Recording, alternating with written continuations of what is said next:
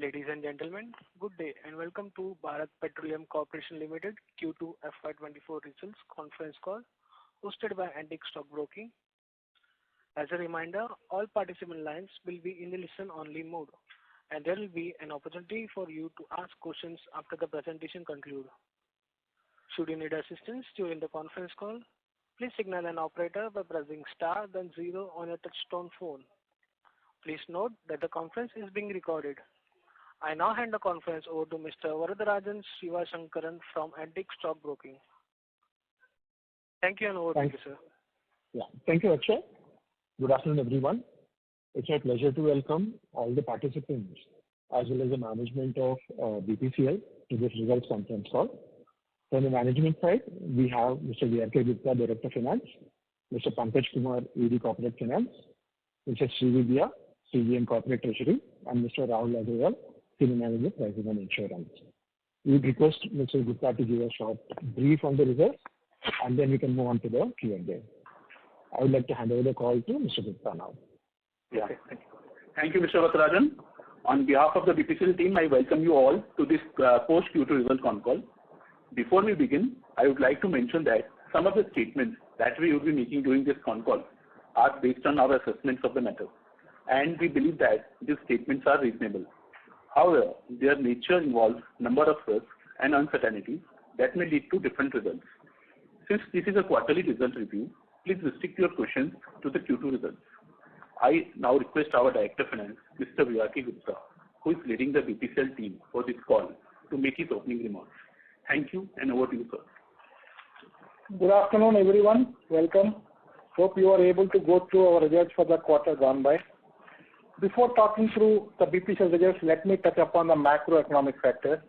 High and volatile energy prices, the ongoing geopolitical tensions, persistent supply bottlenecks, and surging inflation have emerged as a major concern for the global economy. Crude oil prices continue to remain volatile due to the recent Israel-Hamas war. The Indian basket of crude oil has increased substantially during the quarter-to-quarter from $77.71 per barrel to $8 per barrel due to extension of crude production cuts by Saudi Arabia and Russia till December, and the rupee has been hovering around 82-83 range. IMF retained its global growth forecast for 23 at 3%, however revised it downward to 2.9% for 24, and India's GDP grew by 7.8% in Q1 and is expected to be in the range of 5.7 to 6.7% for FY23-24 according to various agencies.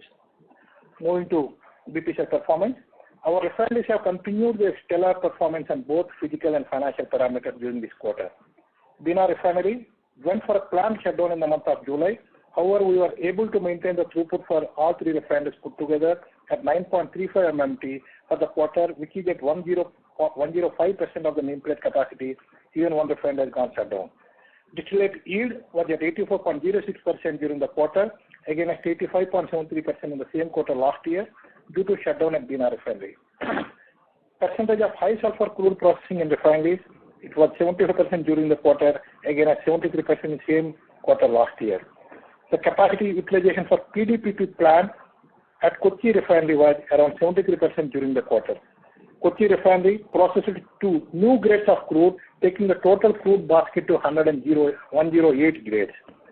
There was sharp increase in fuel cracks during the quarter due to global supply dynamics and geopolitical issues. The HSD Singapore cracks increased to $28.8 per barrel in Q2 from $15.5 per barrel in Q1, and MS Singapore at $13.2 per barrel in Q2 from $12.07 per barrel in Q1. Accordingly, BPCL's reported GRM of $18.49 per barrel for Q2, again at $12.64 per barrel in Q1. This is before factoring the impact of special additional excise duty and road and infrastructure levied with effect from 1st July 2022. On marketing side, shift of volumes back to private players have resulted in lower growth in MS for PSU industry and degrowth in HSD. However, BPCL has registered healthy growth in core retail fuels by gaining a market share of 0.36% and 1.82% in MS and HSD respectively among PSUs. On an overall basis, there was sales growth of 6.5% during the quarter year-on-year basis. The main products MS, HSD, LPG and ATF registered a growth of 4.1%, 1.1, 2.3 and 2.3 respectively. However, the industrial products have been grown at a 33%. We estimate that the retail MS demand growth will be similar for the rest of FY23-24. However, demand for HSD and other fuel sensitive to industrial activity are expected to grow at modest rate. We plan to add around 1,000 new retail outlets during 23-24. During first half, we have added 300 new retail outlets. We have recently issued advertisement for 14,273 new retail outlets spread across the country for capturing more markets and increasing our presence. We would like to highlight some of our marketing initiatives during this quarter. To strengthen supply chain in eastern part of country, we have commissioned Bokaro Depot in Jharkhand with a capex of around 250 crore. We are in process of opening 3 new depots in northeastern states to strengthen our supply chain and increase our presence in NE.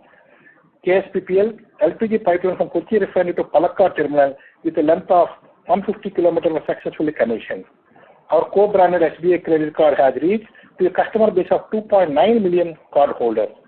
We have rolled out the Quality Challenge Zero Cut Dum initiative with the aim of guaranteeing that all cylinders in the market, LPG cylinders, are entirely free from defects, which would help in improving trust among the customers and also enhance process efficiency in the value chain. To drive inclusivity, BPCL launched Silent Voices, the path-breaking initiative in collaboration with Youth for Jobs to promote inclusivity at selected retail outlets in phase 1 on 15th August 2023, which will pave way for inclusion of speech and hearing impaired people as DSMs or DSWs at retail outlets. Under gas business, construction in our 25 GS is in full swing. Out of proportionate minimum work program target of 8488 inch kilometer pipeline till 30th September 2023, we have already crossed the MWP target and completed 16,815 inch kilometer of steel pipeline, and we have completed 452 CNG stations against MWP target of 119 CNG stations.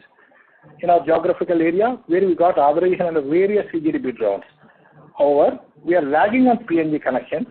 The commercial sales have started in 24 GS till date out of 25 GS what we got. We currently dispense CNG in 1640 retail outlets, and further by the financial year end, we aim to add another 500 CNG facilities in our existing MSHD retail outlets. In line with our BPCL commitment for net zero at scope 1 and scope 2 level emissions by 2040, we have taken up multiple projects in solar and wind energy.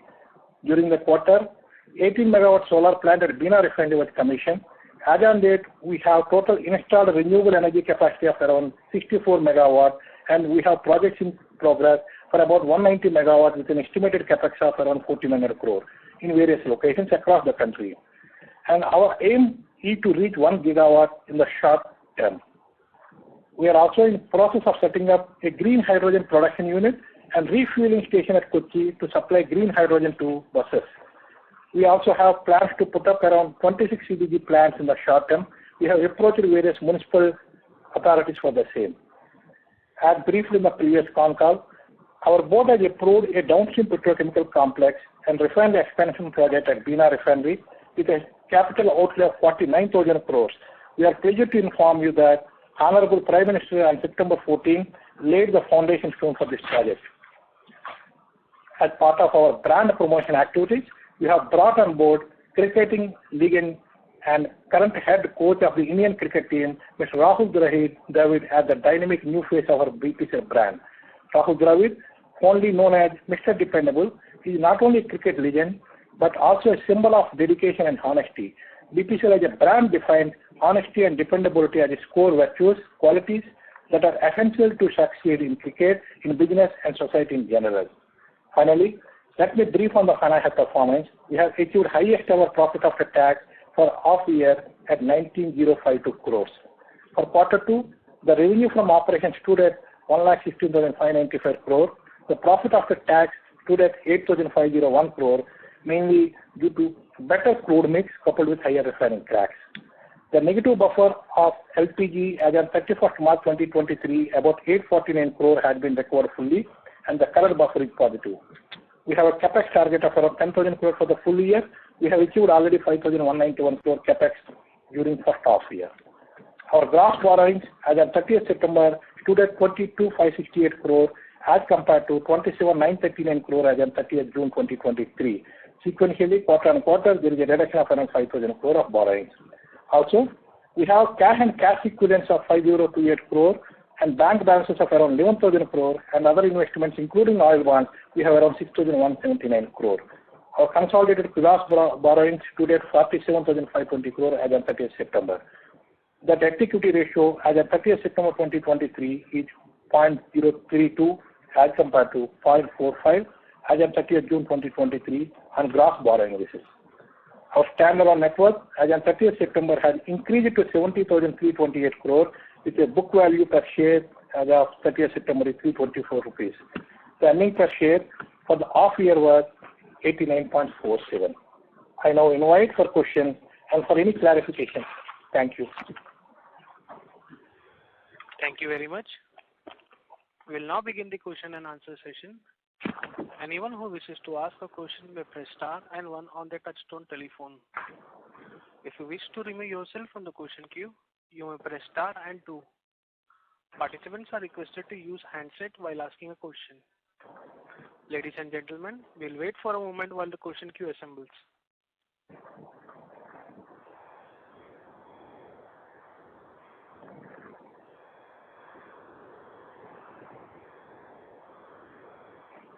The first question is from the line of Probal Sen from ICICI Securities. Please go ahead. Thank you for the opportunity and thanks for hosting the call. Just a couple of questions. One was with respect to the GRM performance, and congratulations on this kind of strength being shown. Just wanted to understand if you can just explain to us where this outperformance against every Asian benchmark is coming from. Specifically, if you look, and thankfully you disclose refinery-wise performance as well. The kind of gap between Bina refinery GRMs versus any other refinery in India is pretty stark. So if you can just get some handle, sir, on where this outperformance is coming from, whether it's coming from favorable crude mix or there is some inventory gain also, which you may or may not disclose, but are those basically the factors that are driving this? Two parts I will explain about this refining margins. The quarter gone by, July to September, everyone is aware the cracks itself has improved compared to sequential quarter. The diesel cracks have been significantly improved during this second quarter. That is the first thing, actually all the refining margins have improved. The second, mainly for the Bina refinery, in terms of refining GRM point of view, our refinery at Bina can take high sulfur grades up to 90% and 95% range we can process high sulfur grades. And in product slate also, if you see in the Bina refinery, we can take a very big swing in terms of MS and HSD. Our HSD production, we can take up to 57% of product slate, we can take it as a HSD. When diesel cracks are very high, we can take up to 57%, which also helps for the GRMs of Bina refinery. And the major other influencing factor for Bina refinery is our crude mix. When we see the crude mix, the higher crude intake of Russian Urals, where competitively the product costing is comparatively lesser as compared to other grades. This also helps with the higher refining margin in Bina. And even Cochin also, if you see the Cochin also, the product slate in terms of diesel, we can take up to 45% of diesel production. And there also we can process more Russian Urals, where the competitive pricing we got from the Russian Urals apparently. These 3-4 influencing factors which has improved the refining margins. So perfect. So that's very useful. If I can ask a small follow-up, is it possible to give us a sense of diesel, gasoline, and ATF? These three would be roughly how much of our overall product is as a percentage? Just a rough sense would be for Bina, Kochi, or overall, whatever you want to share. Okay, roughly you can take Bina 57%, and Cochin we can take up to 45%, and Mumbai also we can take 45%. Okay, that's for diesel. I'm saying for diesel, gasoline, and ATF combined. Is it possible to share that number? We will share.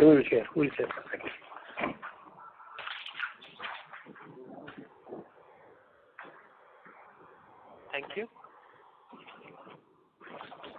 The next question is from the line of Sumit Arora from Helios. Please go ahead. Hi, sir. Firstly, many congratulations on on a superlative performance. I mean, I'll just take a few minutes, sir. You have actually paid 6,300 crore tax, which today companies are not even reporting on revenue. So, many congratulations on a superlative performance. And, it's clearly showing that BPCL as a company is going to new heights. Now, sir, I have a few things, which I would like to, bring to your attention and a few suggestions rather I would like to talk about. Sir, firstly is that, this government, inflow or whatever was, spoken about, actually, there are press reports stating that, the oil companies don't need that. So, a clarification to that level, should be issued with immediate effect that, there is no need for this because we are virtually now a debt-free company, and management, should also consider, paying out dividend because I believe IOC, our, company, peer company is also meeting for results and, paying out dividend tomorrow. And sir, I have a suggestion that, we should also focus on buyback of shares, because sir, I would like to highlight this to you that today, in the public sector universe, there are 72 or 75 companies. And all the public sector companies in India today have got re-rated except for the oil marketing companies. Okay, now please hear me very carefully. All the public sector companies in India have gone up by 3x to 5x in the last 3 years. But unfortunately, the oil marketing companies in the public sector space are actually down by 50 to 60%. So there is absolutely no reason for this to happen. It is purely a perception-related issues, which is basically clouding, this sector. And in fact, this sector is doing the best. Today, sir, it is absolutely unthinkable that a company of BPCL's caliber is trading at a 3 PE. I repeat, Bharat Petroleum cannot trade at 3 times price to earning ratio after having an ROE of 25. BPCL along with, Indian Oil and along with HPCL are one of India's best companies which are a part of the Fortune 500 companies globally. And there is no reason to say that these companies should trade at 3 to 4 P. But the perception is a problem, and the perception can be cleared, with the help of you and the other companies and the government of India, and these companies will re-rate significantly. So, sir, I really would, request you to please focus on integrated margins rather than focusing on refining separately, marketing separately, because, it is being construed very negatively, because people are then, digressing and talking about, refining miss, marketing beat, vice versa. And, the company is not realizing its true intrinsic value.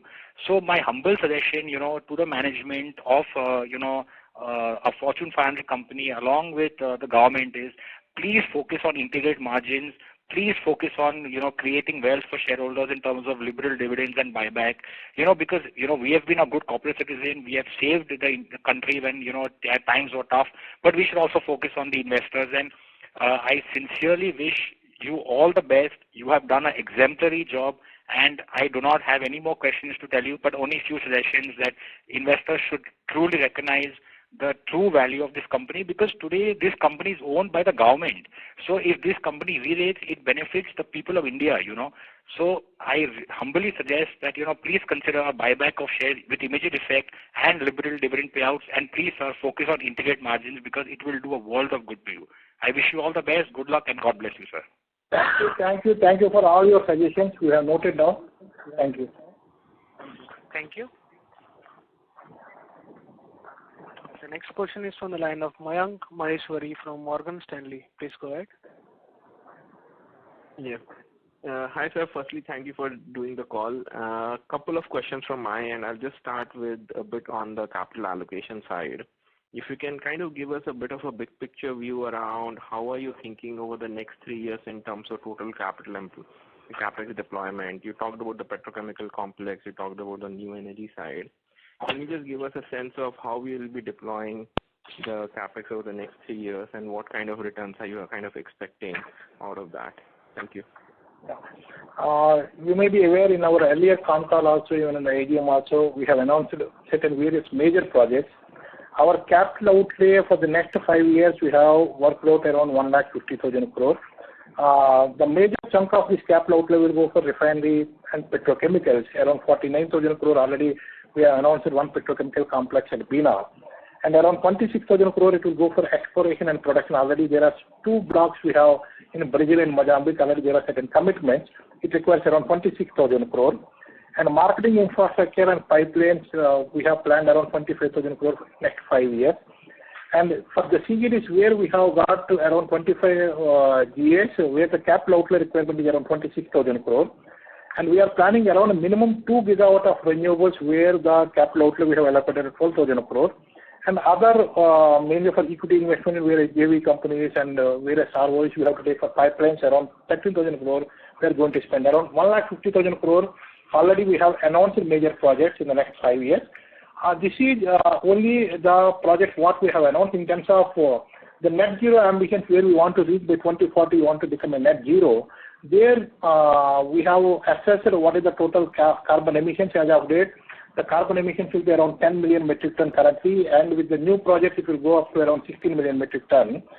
It requires additional around 95 to 1 lakh crore of capex requirement. That we are not yet to plan the phasing of this additional requirement. Otherwise, this 1,50,000 crore we have a capital outlay for the next 5 years. In terms of the returns, generally BPCL we don't take any projects if the returns are not reasonable. We always our endeavor is to take good projects with good returns. Good. And sir, I think just on the focus on the petrochemical side, obviously you talked about last time in the conference call of integrating and how it will work with the Bina side. Right. But now we are starting to see even Petronet yesterday basically come out and said that they are trying to do a PDH plant as well. So from a timing perspective, execution perspective, as well as how will you differentiate as BPCL in your petrochemical side, can you just give us a bit of a subjective view around that? Yeah, in case if you see the petrochemical segment, the product portfolio is wide. When Petronet LNG, they are planning for PTH, in our product portfolio, PTH is not even there. So our product portfolio is polypropylene and HDPE, LDPE, and certain benzene and toluene grades. So I don't think it creates any competition between Petronet LNG and BPCL. I think whatever project we have envisaged, that is a different product portfolio as of today. Got it. Thank you, sir. Thank you. The next question is from the line of Sabri Hazarika from MK Global. Please go ahead. Yeah, good afternoon, sir, and congratulations on good numbers.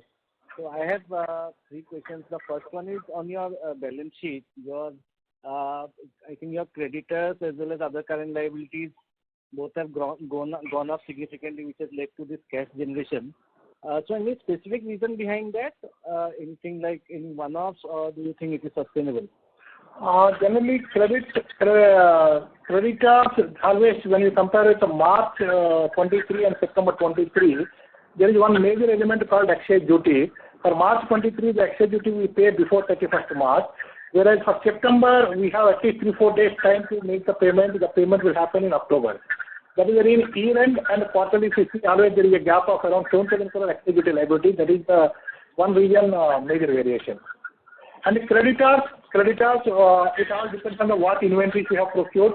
Otherwise, the credit terms are same only. Sometimes the inventory position is going up. Maybe latex cargoes are available with us where the payment is not made, which is not due. Not made means which is not due. It appears in the creditor. These two are the major reasons. Nothing abnormal. So this is like your net debt has actually become zero with all this. So we can interpret on standalone basis, not exactly zero, but closer to that target. But is there any guidance of whether it can remain at zero, or do you think? I mean, of course, like not accounting for the new projects, but if everything remains same, it will remain at these levels, or do you think it will be coming? Let us hope for the best, because many things we cannot predict how the crude prices will move and everything. Okay, sir. And no Russian payments are held up, right? That has been like made completely. Right? As of today, nothing is there beyond the duration. Okay, sir. And the second part of the question is basically on your renewable side. So can you give us some sense on what is the kind of like profitability per EV charging stations you are making right now? Now that you have got a sizable inventory of EV charging stations. So what kind of profitability is that? And second question is whether the green hydrogen tender of Bina refinery has been awarded, or it is still under deliberation. These are the 2 second questions. Thank you. Yeah. One is on the EV charging station side, the capital outlay is not a very big amount. And comes to the profitability, we are not expecting any good profits immediate basis. But at the same time, we want to create the infrastructure for long-term perspective. So as of date, if you ask at the capacity utilization of EV charging stations by retail outlet, very, very minimal, very, very minimal. So we cannot estimate what will be the profitability immediately, but the objective of putting investment in this particular infrastructure is for a long-term basis. And second question is green hydrogen. Green hydrogen, we have refloated the tender for 5 metric ton 5 MT per annum. Not yet awarded, the tender is in the process. Bina. Okay, so thank you so much and all the best. Thank you. The next question is from the line of Kirtan Mehta from BOB Capital Markets. Please go ahead. Thank you, sir, for giving this opportunity. Regarding the Mozambique project, could you give us the current status and when do you expect has the capex been finalized by the owners and how the progress you anticipate on the project? For Mozambique project, there is no change in terms of the force majeure. Still it is under force majeure only. Something in terms of the revised project, there were discussions at the operating level committee at a group level, but not yet finalized what would be the revised project cost and what would be the timelines for lifting of the force majeure. We are hopeful shortly, maybe next couple of quarters, something positively can happen. We are hoping that. Right. And in terms of the 18,000 crore right issues, has the plan for investment formed up around that? Yeah, that is there already. We have submitted our application to SEBI. Just we are waiting certain approvals from the ministry and SEBI. Accordingly, this program is on as of now. Sure. And would you be able to give us some more color on the Russian crude usage in terms of the quarterly usage? Has it been able to, are we able to maintain it at similar level in Q3 despite the increase in the crude prices? I cannot give exact numbers, we cannot share, but at least in the similar quarters, what potentially we can process the Russian crude, I think we are closer to our potential crude processing. All three refineries put together. Right, sir. Thanks for this clarification. Thank you. The next question is from the line of Ajay from Nuvama Capital. Please go ahead. Yeah, hi sir. Congratulations on good set of numbers. Just want to get a sense in terms of, after such a fantastic quarter, how are things shaping up in the current quarter so far in the month of October, meaning in terms of the cracks? Are we seeing similar cracks and how do you see that progressing on the marketing side as well? At least in terms of the cracks, gasoline a little bit moderated now compared to the Q2. Gas oil still it is commanding good cracks. Still it is as of day 28-30 levels. But a little bit going forward, the cracks are not showing that much of strength in terms of gasoline. But still we are hopeful the cracks will be commanding at a higher level only, except gasoline. We have to wait and see how the particular market movements happens after the winter, how the product demand goes for RLNG and what is the shift happens from RLNG to diesel. Accordingly, the cracks will be decided. But as of date, still we are commanding good cracks. And on the marketing side, sir? Marketing side, we are doing good growth. We are not expecting very good growth in terms of diesel. The diesel growth we are expecting a moderated level, but MS growth will continue. So broadly, in terms of the profitability, say suppose things stay where they are right now for rest of the quarter. Broadly, whatever we have delivered in Q2, more or less, there can be a little bit of subdued, but you don't see a major decline as such, right, for the current quarter? We generally don't give any guidance, but otherwise, based on the current crude prices, a little bit worry is there, but it is not alarming. Okay. So I'm saying we are not expecting some major decline as such, right? We cannot give any guidance, please. Okay. Thank you very much. Thank you. The next question is from the line of S. Ramesh from Nirmal Bang Equities. Please go ahead. Thank you and good evening. So if you look at the marketing inventory gains, how do you explain the reversal from the loss in first quarter to the marketing inventory gain of close to 1497 crores since there is no change in the retail price? Just wondering how you have been able to book that inventory gain. No, generally it is not any accounting gain. If you see, on an average when we maintain average 40,000 crore of inventory, on every 15 days if the particular marketing RTP changes based on the crude pattern. So just we want to highlight and calculate and inform to the shareholders how much in the entire profitability, what is the impact of the price increasing or decreasing impact on the profitability. So there is no separate gains we recognize at the end of the period end. This is during a particular period on account of my crude price movement and product price movement. What will the changeover of my inventory, opening inventory impact on my sales, on the profitability? That is what we work out and we give an additional information. How much on account of this inventory movement, inventory price movement, it has helped in the profitability. Okay. So if you look at your CGD business, you made very impressive progress. So is it possible to give us some kind of timeline as to when we can see the commercial results in your standalone P&L, and what is the kind of EBITDA per unit of gas, and what is the kind of volume you expect to sell in your 224 GAs if you have gone in commercial operations, say, for the next 2 to 3 years? Is it possible? At this point of time, we will not be in a position to give any estimations on the volume sales of CGD. What we can say is that in terms of creating the infrastructure, in terms of reaching the MWP, we have worked out in full swing and we are achieving all the MWP targets except the PNG connection. But definitely if you see our presence in CNG, the number of hours are going up. Slowly, the volumes will pick up. At this point of time, very difficult to say what will be the volume sales because we have to wait and see how much of vehicle conversion happens in those markets. We need some more time to assess exactly in next couple of years what will be the volume pickup. If I might squeeze in one last thought on CGD, once you have the entire 25 GAs in place, what is the final target for the number of CNG stations in these 25 GAs?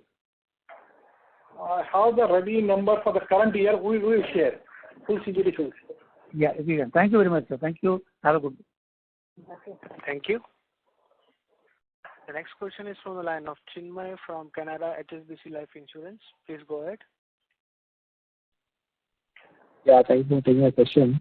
So my question is on the working capital side, you did explain the nitty-gritties of excise duty, wherein you mentioned basically the payment happens in October versus not in September. So what would be the quantum of this payment related to the excise duty?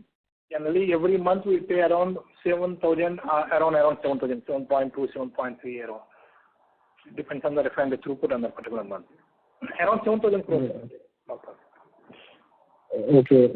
So basically, once that payment has been made, so your cash would have gone down by around that quantum, like around 7,000 crores. Right. Yeah.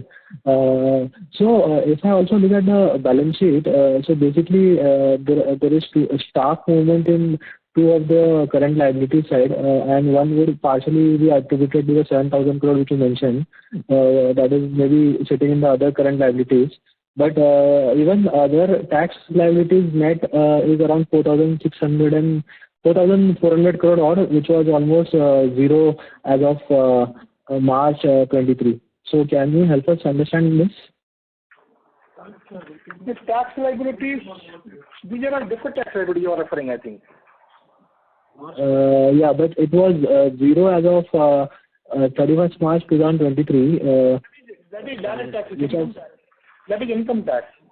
Income tax March 23, since our profitability is very low, our advance tax what we have paid is sufficient to meet the liability. Whereas for this particular during this year, the 6 months profit, but our advance tax payment is on a lower side. Okay, fair enough. Yes, that's it from my side. Thank you. The next question is from the line of Maulik Patel from Equirus Securities. Please go ahead. Thanks for the opportunity. Sir, on the refining side, is that till the time we process this, whatever the Russian oil which we are processing it, currently we are running at a full optimized level? We cannot process more than that what we are currently doing? At least we are pushing up to the potential level. What we can process Russian crude, we are taking. That could be almost 30-40% of our total intake? Roughly all three refineries put together, that range. That's the range. And that range has been there for the entire Q2, right? I think it was lower in Q1. I'm not clear, please. So we were utilizing the Russian crude at a full potential in this the Q2 quarter. Yeah. Was the similar number there was for the Q1 also? Yeah, same. There is no major change. There is no significant changes. Maybe 2-3% here and there. Otherwise, we maintain the same. Okay, great. Thank you. Thank you. The next question is from the line of Probal Sen from ICICI Securities. Please go ahead. Yeah, thank you for the opportunity again, sir. It's just a follow-up question in terms of the capital deployment plans that you mentioned. In terms of the Mozambique and Brazil plans, obviously, as you mentioned, those will entirely depend on whether the force majeure is essentially lifted. And if we assume that in the next month or within this financial year, the force majeure is lifted and work actually begins, then what kind of timelines can we look at for the completion of at least the first two trades at Mozambique, assuming that the force majeure is lifted by the end of this financial year? Any sense you can give us? Already got that financial year. So Mozambique, as per the original plan which was done, the construction, the first LNG cargo was to come out in around 42 months. So 42 months from the FID, sir? Is yes, that a correct way to look at it?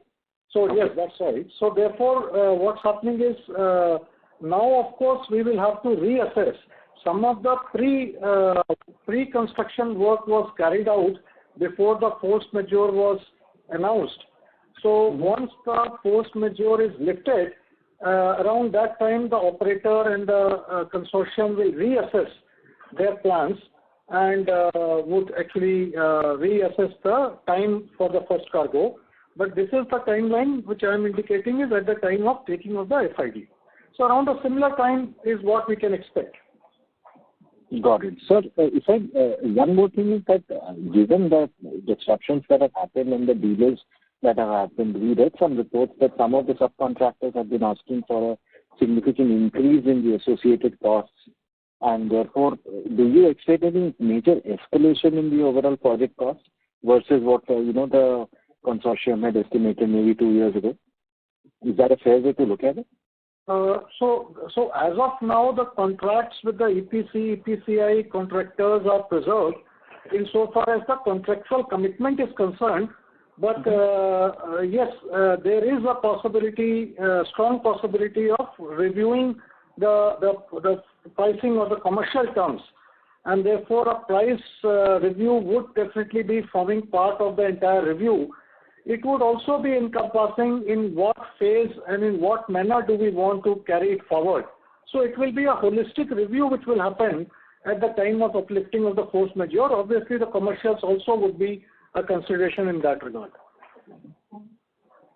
Understood. So one last bit from me. Out of the 260 billion, therefore, how much is basically the pure E&P capex for Brazil, and how much is for the contribution to the Mozambique project? Estimation. Brazil requirement is small only comparatively, but based on the original FID approval, Mozambique, the project cost is around 14.5. Our shareholding 1.45. So 2 billion. Around 2 billion would be Mozambique, and 1 billion would be Brazil at a broad level actually. All right. So thank you so much for giving me the opportunity. Appreciate it. Thanks. Thank you. The next question is from the line of Vipul Kumar Shah from Sumangal Investment. Please go ahead. Hi, sir. Can you give the inventory gain in the marketing segment, because I have not received your handouts? For this year, the marketing inventory gains is 1497 crore, whereas compared to same quarter previous year it is minus 384, and for the full 6 months it is 427 crore for this year, whereas previous year it is 755 for half year. Yes. Okay, sir. Thank you. Thank you. Next question is from the line of Amit from Axis Capital. Please go ahead. Yeah, hi, good afternoon. Just on capex, you mentioned that the 5-year plan is about 1,50,000 crores, but I believe FY24 capex is just about 10,000 crores. So when can we expect the capex to actually scale up to a higher number to kind of achieve that 5-year plan? So you see, out of 1.5 lakh crore, the major project is Bina Petrochemical Complex. Definitely year one, the capex outlay is very small only, maybe around 600-700 crore for Bina. But the peak capex will happen from year 3 onwards, maybe from 24, 25, 25, 26 onwards, significant capex you are going to see. Yeah, so like if let's say next 2 or 3 years is only 10,000-15,000 crores, so does it mean that like it will be like a 50,000 crore capex in year 4, year 5? Maybe from year 3 onwards, actually the capex jump will happen. Maybe year 3, maybe rough number somewhere around 20,000 crore plus. After that 30, and the peak year will be year 5. Okay, sure. And all of these are like board approved projects, just to kind of clarify. Major projects board is approved. Certain renewables related projects we are just working on it. So some of the projects have to be approved with the board. But overall capital outlay estimations are 1,50,000, out of which refinery, petrochemicals, Bina is approved, and BPRL already board has approved, and CGD around 26,000 board has approved, around 1,10,000 crore already board has approved the projects. Okay, thanks for that detail. And also like one small data question, like how much would the PDPP project be contributing to Kochi refinery now that given the discount or gas would be stabilized and all? Like PDPP in terms of physicals, it is operating at 73%, good improvement in terms of plant reliability issue. And in terms of the profitability, it has added around $0.55 per barrel in terms of the GRM, but still it is not sufficient to meet the operating expenditure of the PDPP. So we need some more improvement in terms of profitability of PDPP. But otherwise, at this point of time, in terms of physical performance, it has reached a certain milestone. But profitability, this quarter, even in the last quarter also, due to the price margins are very low in terms of petrochemicals. So this quarter also, PDPP, whatever GRM we have generated is not sufficient to meet the expenses. Okay, got it. Thanks. That's all from my side. Thank you. The next question is from the line of Vishnu Kumar from Avendus Spark. Please go ahead. Good evening and thanks for your time. So just wanted to understand the OPEX cost per barrel across the 3 refineries. This could help us understand. Generally, OPEX it ranges from $1.8 to $2.1. On an average, you can take all 3 refineries put together, it's closer to $2 this quarter. Specifically for Bina, there is a pipeline-related income and expenses, right? So it should be, if considering that, it will be higher. If you could help understand that. No, even for Bina pipeline related, nothing is there because Bina pipeline we have added to our pipeline group, not with the refinery. If you see, Bina refinery, the operating expenditure for July to September is $4 mainly because the throughput is low this quarter. Because due to shutdown of almost 40 days shutdown, the operating expenses are a higher sale. Otherwise, if you see the 6-month average for Bina, April to June it is $1.84, July to September it is $4. Generally it will be in the range of $2 only. But only during this quarter, the refinery was shut down, the throughput is not there, and the operating expenditure is $4. So this the pipeline related income and expenditure, it will go to the marketing side, is it? It's not part of the PRM. Pipeline division, it's part of pipeline division. Okay. After the Bina merger, it's part of pipeline division. It is pipeline division. Anyways, so in our EBITDA when we report, since you have some GRM balance between pipeline and marketing. Yeah, sure, definitely.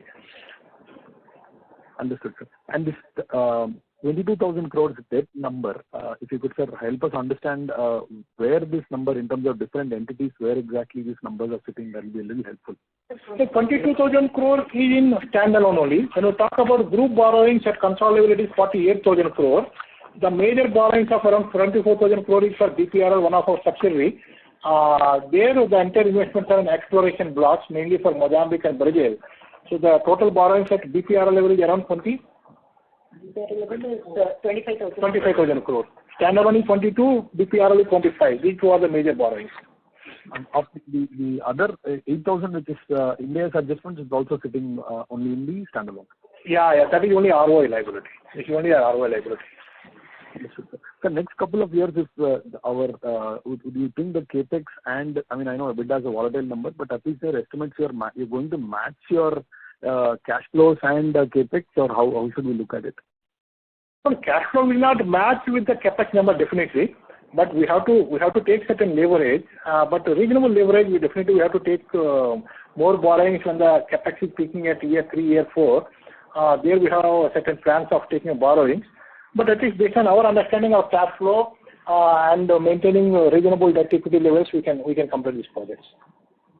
But when you mean year 3, year 4, we are at FY24. So 26 or 27, 28, you are expecting higher peak capex. When the peak capex happens, our cash flows, generally the incremental cash flows only comes after the commissioning of the project.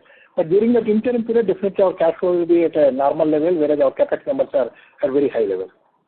Sir, can you help us understand what will be the normalized number and peak number of rough cash flow payout over the next couple of years? What would be that number?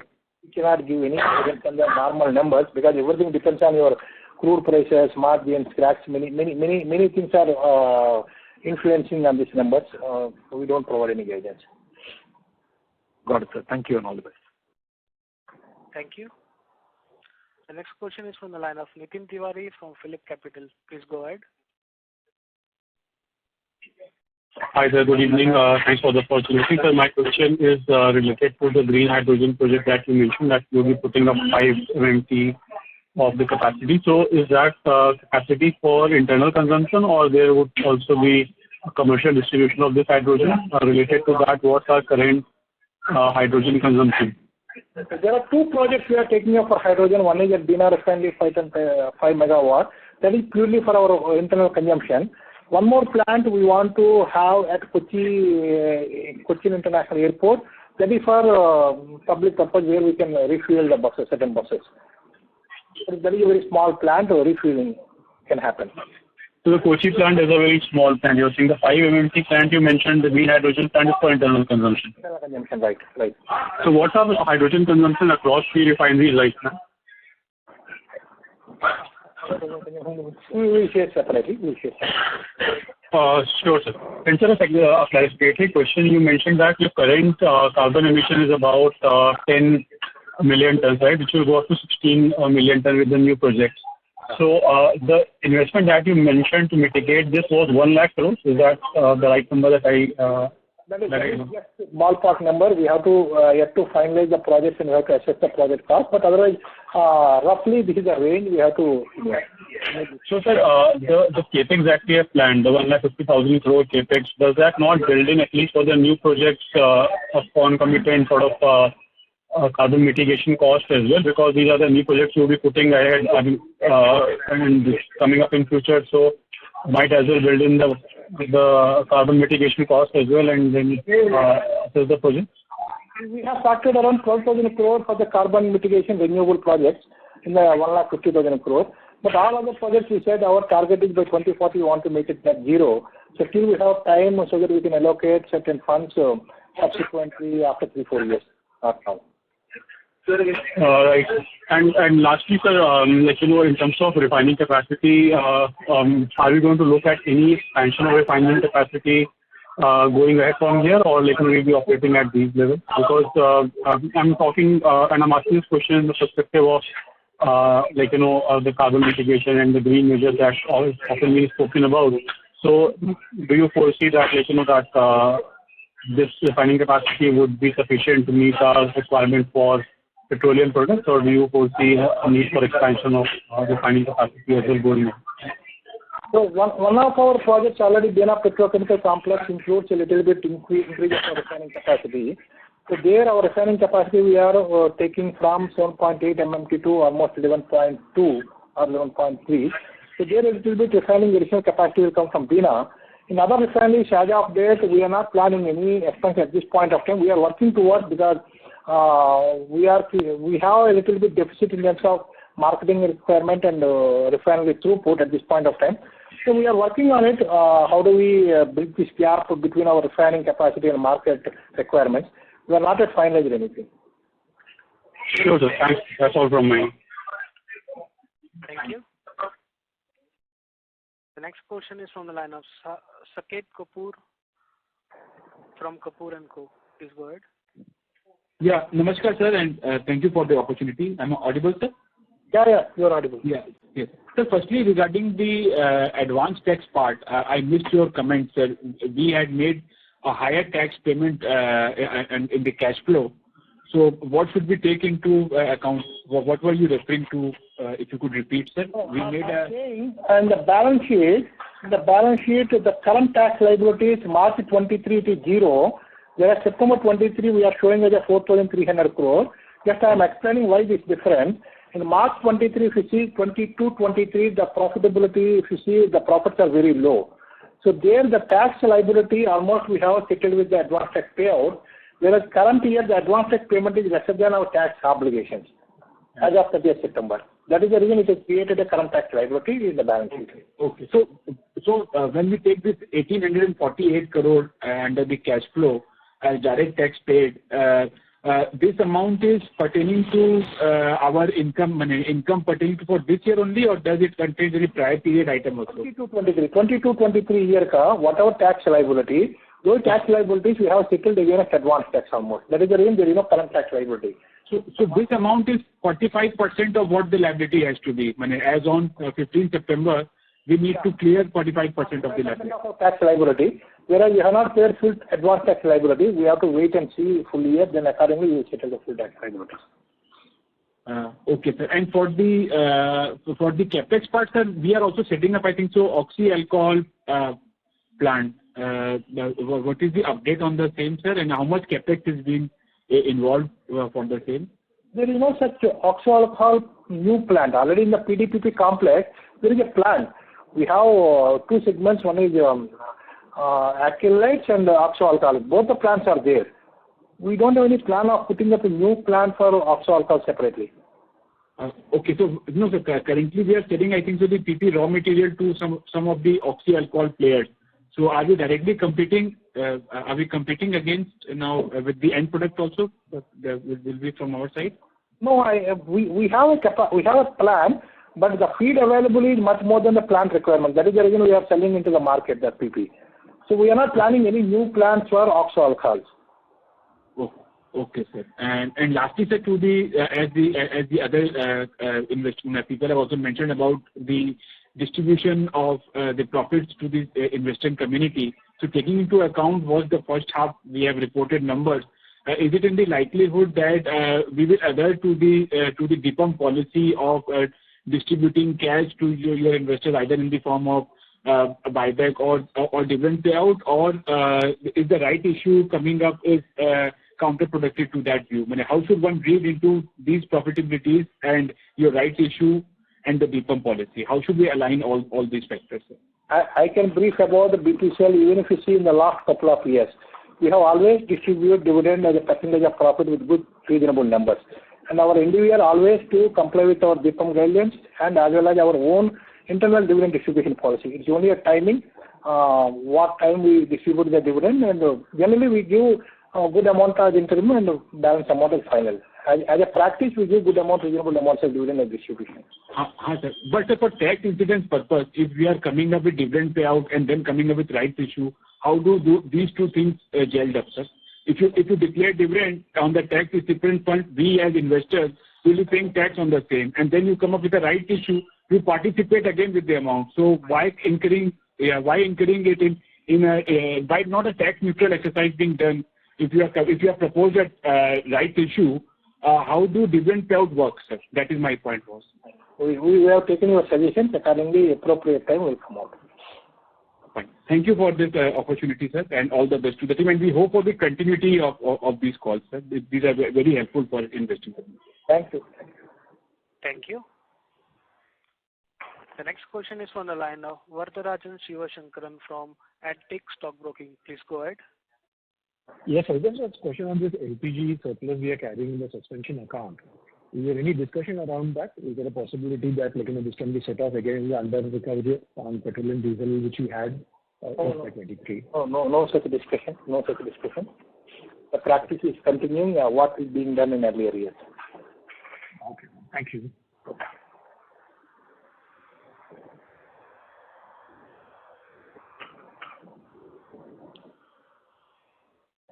The next question is from the line of Mayank Maheshwari from Morgan Stanley. Please go ahead.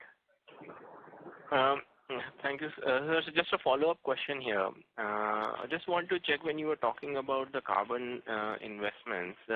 When you are putting up these new investments of almost 150,000 crores or so, what are you taking into account in terms of your return calculations on the carbon tax in your numbers?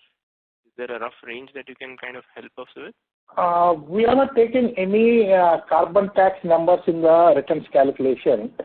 Only what we have worked out is that what is the current carbon emissions, what is our obligations in terms of reducing carbon emissions, and in terms of what is the capital outlay required. That capital outlay requirement is much beyond this 1.5 lakh crore. This 1.5 lakh crore only for the announced projects.